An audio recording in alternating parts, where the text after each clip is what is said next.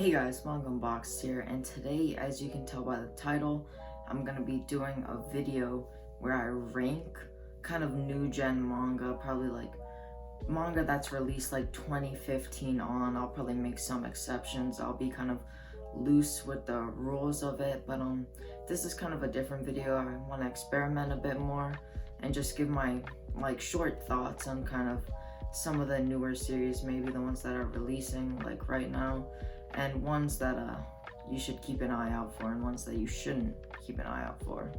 So first off, I'm going to start with a pretty big one, and that is Chainsaw Man. This has absolutely blown up. It's super popular. I've only read the first volume, but there are 3 volumes out in English. I have those 3 volumes, but what I'm going to do is I'm going to save them up and I'm going to read them all at once because I feel like this would be very good binged. But based off the first volume, I thought this was really good. I thought it was really fun.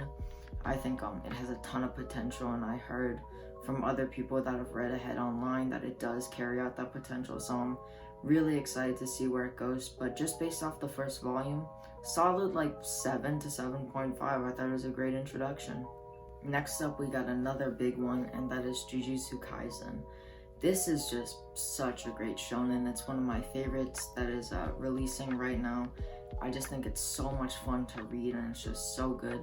There are only 8 volumes released in English, but there's a lot more chapters online.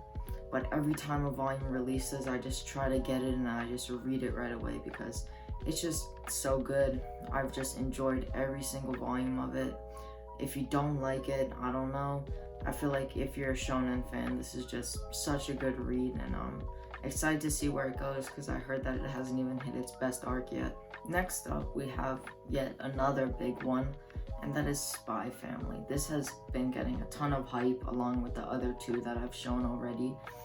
I think that this series is pretty good. I have some mixed opinions on it. I used to say worse things about it. I kind of started out good and then I was like, okay, but now it's like pretty good.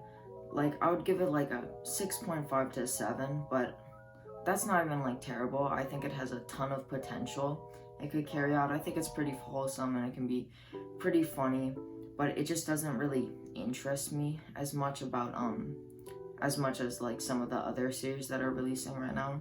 But I think it can only grow. I'm not like a stubborn person when it comes to ratings. I always have an open mind. I don't mind bringing things up and changing my opinion. So this could easily go up to an 8 or maybe even more. Next up, we got yet another shonen, and this is another one that I really love. This is actually finished in Japan right now. I don't know exactly when this came out, but it's the Promise Neverland. It may have come out a little bit before 2015 or maybe even after, but still I'm just throwing it on because it's still releasing in English. There's only 2 more volumes to release, but I read ahead on the Shonen Jump app and I finished all 20 volumes worth, and man oh man, this is so good. It's a psychological shonen, so it's very different. The concept is so unique. It's a breath of fresh air when it comes to shonen because a lot of shonen can be so alike, but this is just something that like hasn't been done before. It's just so enjoyable. People say it may drop in quality after like volume 11 or 12, but I think that it just continues to be great. I just love the series all around. It's so fun to read. It keeps you at the edge of your seat and it's just so good. For me, this is a solid like 8.5 to a 9. I think on AniList I have it at like an 8.7, but I just do that to like put some series above others, but this is just super good. Next up, we got another series that's been getting a little bit of buzz right now. East and Jake and We Do Be Collecting Manga have been recommending this and saying it's really good, and I even made a video on it, and it's Moriarty the Patriot. And as I said, I made a video on it, so I'm not going to speak on it too much. I'll put up a card, but if you want to check that out, but I'll still give some thoughts. I thought that this, just based on the first volume, there's a second volume out, but I have not got it yet. I do need to get it. I thought this was very interesting. I think like a lot of other series that are kind of slowly releasing now, this has a ton of potential. I think it could become something great if like the Sherlock Holmes and Moriarty kind of character dynamic becomes like Ellen Light. I've said that before, and I think East has said it before. But I just think that this could be really good, but as of right now, it's probably like a 7, which is still a good rating, but I think it could get even better. So now I have the last shonen I'll be covering, at least the last shonen jump thing I'll be covering, and that's Boruto. And I think Boruto gets much more hate than it deserves. I actually think that this is a good series. I just really love the whole Naruto world, and I think that the anime deserves the hate because of just how much filler there is, and I tried watching it and it was just terrible. Don't do that, just read the manga. Even though I think the art is a big downgrade from Naruto, I still think it's enjoyable to read. I don't really like Boruto too much as a character, but seeing the old characters, and I like some of the new characters, like that one guy that I forget, I'm not even gonna say. I like Mitsuki, but I just think that this is solid. It gets like I think like a 7 to 7.5 is what I have it at. I think it's good, especially if you like Naruto. Next up we have Beastars. And Beastars, I think the first chapter released or went in a shonen magazine in 2016. And yes, this is actually a shonen. It's not Shonen Jump, or at least it's not labeled as Shonen Jump. But this is one of my favorite series ever. I have it at a 9.5, which is an insanely good rating. I just think that the characters are so good, the world is so good. And if you call me a furry for liking it, then you're just missing out on some really, really good manga, because this is one of the best series I've read so far in my collection. I just think it's so good, and like everyone should at least try it. Next up, we got a Shuzo Oshimi work, and that is Blood on the Tracks. I think this released like 2016, 2017, and this is an amazing series. It's a very psychological series. It has a ton of emotions in it. The main character and the antagonist, which is the son and the mom, it's like there's so many twists and turns. It's just so great, I think, especially if you like kind of like drama, horror, like psychological stuff. You would love this. It's super good. I think I have it like a 9+. I think I have it at like a 9.2 to be exact on AniList. Now we have a series that probably some of you weren't expecting to see, but that is The Way of the House Husband. I think this is like came out like 2017, 2018, 2016, somewhere around then.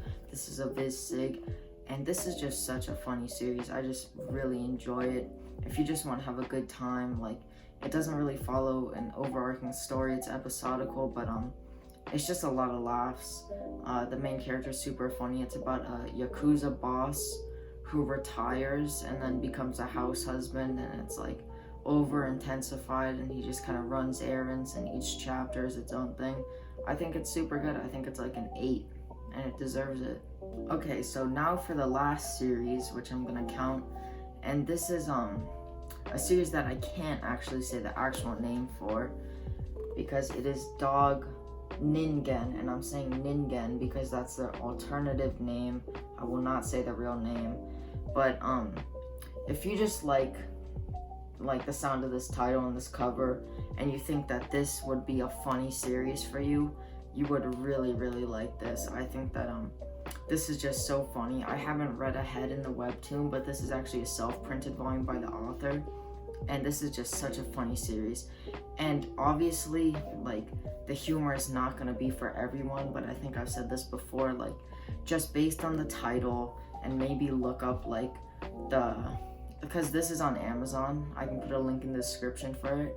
Just look up kind of the the synopsis for it, and just kind of see and read that. And if you don't think you'll think it's funny based on the cover, the title, and the synopsis, then it's not your type of humor. But if you think it sounds great, then it's definitely for you. I just found this so funny while I was reading this. This is a American mangaka that made this, and this is just so good. It's just such a blast to read. Hopefully a volume 2 self-printed comes out eventually, but this is just really good. I would probably give it like being unironic, like an 8.5 to a 9, just because of how hilarious this is. Okay guys, so that's it for the video. I was able to cover a lot of series. Of course, I missed some. I tried to not make it all shonen, or at least shonen jump, but that is kind of what it ended up to be. I'll probably do something similar to this in the future, like ranking old series, more specifically old shonen, because old series is just too broad in general.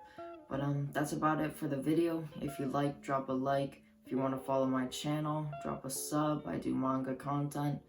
Also, I have an Instagram, so follow that. I do post things occasionally, not too much, but I post things on my story.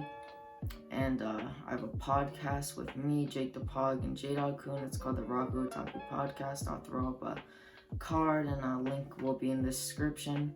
And also, I currently have a giveaway up on my channel where I'm giving away a $50 Right Stuff gift card. So you can go to that video and join. Just follow the steps. You'll have to watch the video. But that's about it. So see you guys in the next video. Peace.